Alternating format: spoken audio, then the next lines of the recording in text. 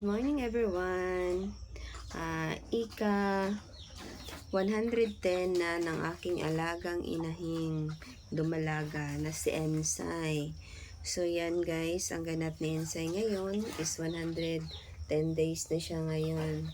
So binigyan ko siya kanina ng isang cup lang ng kanyang pagkain at saka tangkong at kamonggay. Bibigyan na natin siya ng maraming tangkong ngayon para pangdagdag ng kanyang oxytocin. So, ang kanyang arigay, umaksyon na ng pamamaga. Din ang kanyang didi, yan na, naglaglag na. So, malapit na si Ensay magpalabas ng kanyang baby. So, yan.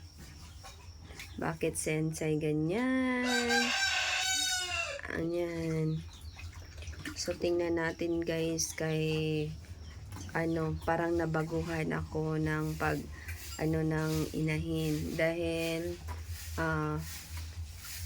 years ago, 7 years ago. Ayan.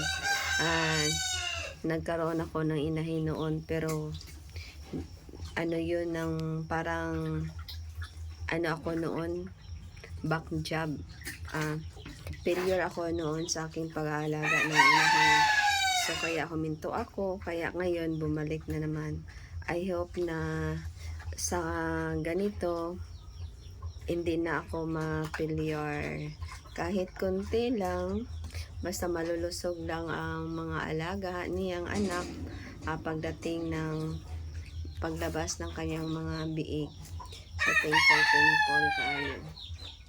Yan, naka-extend na kami naka-extend na kami para sa kanyang biik dyan, guys. Yan.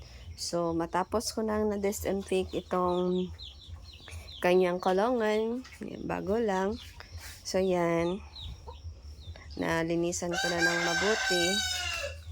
So, mamaya, dito na naman na side ako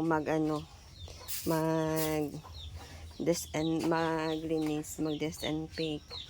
So, hinandaan talaga si Ensay kahit marami ng kautangan na naghihintay. So, yan.